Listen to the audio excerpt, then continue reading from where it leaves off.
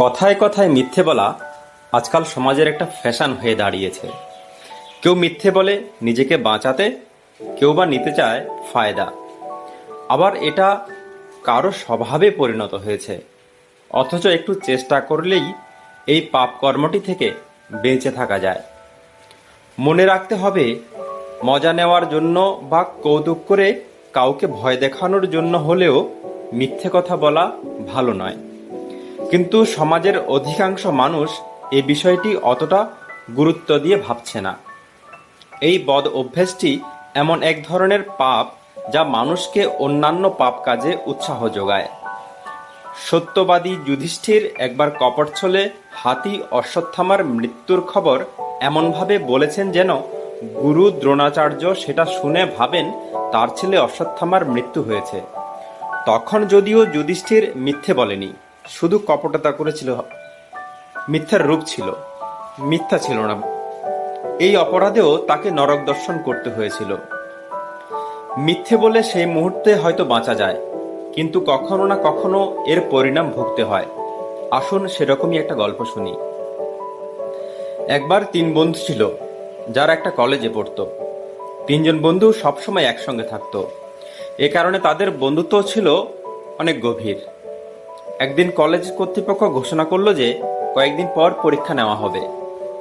কিন্তু এই তিন বন্ধু আনন্দে এতটাই মশগুল ছিল যে তারা পরীক্ষার কথা ভুলেই গেল। পরীক্ষার আগের রাতে এই তিন বন্ধু পার্টি করতে বেরিয়ে গেল। রাতে দেরি করে ঘরে ফেরে। স্বভাবতই তারা পরের দিন দেরি করে ঘুম থেকে ওঠে এবং দেরি করেই কলেজে পৌঁছলো। কিন্তু ততক্ষণে পরীক্ষার সময় শেষ হয়ে গেছে। তখন এই তিন বন্ধু একটা প্ল্যান করলো। তাদের কাপড়ে গাড়ির তেল কালি লাগিয়ে প্রিন্সিপালের কাছে গেল।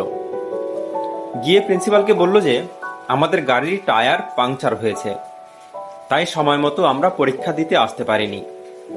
প্রিন্সিপাল তাদের নিরীক্ষণ করলেন এবং বললেন, ঠিক আছে, তোমরা অপেক্ষা করো, তোমাদের পরীক্ষা আজই নেওয়া হবে। বইয়ের একটা সহজ চ্যাপ্টার মেনশন করে বললেন, আধ ঘন্টা পড়ে নাও, এর ভেতর থেকেই প্রশ্ন করা হবে। প্রিন্সিপালের এই প্রস্তাব শুনে তিন বন্ধুর মনে আনন্দের সীমা রইল না। এত সহজ চ্যাপ্টার যে এটা পড়তেও হয় না, তারপরও প্রতিটি প্রশ্নের উত্তর দেওয়া যায়। তিন বন্ধু মিলে এই আধ ঘন্টা গত রাতের পার্টির কথা বলল। তারপর কি হলো, কে কখন ঘুমলো এবং কে কখন ঘুম থেকে জাগলো সেটা নিয়ে আলোচনা হলো। আধ ঘন্টা পর তাদের পরীক্ষার জন্য ডাকা হলো। তাদের জামায় তখনও তেলকালি লাগানো ছিল, মুখে ছিল বিজয়ের হাসি। একে অন্যের দিকে তাকিয়ে বলল, ইউরেকা। এরপর প্রিন্সিপাল এসে আদেশ দিলেন যে তিনজনকে যেন তিনটি রুমে নিয়ে যাওয়া হয়। আদেশ অনুসারে তিনজনকে তিন রুমে বসিয়ে প্রশ্নপত্র দেওয়া হলো। কিন্তু যখন তারা তাদের প্রশ্নপত্র দেখলো, তখন তাদের মনে আতঙ্কের সৃষ্টি হলো আর চোখে বেরিয়ে এলো অশ্রু। কারণ প্রশ্নপত্রে একটাই প্রশ্ন ছিল, আর সেটি ছিল এরকম, গাড়ির কোর টায়ার পাংচার হয়েছে।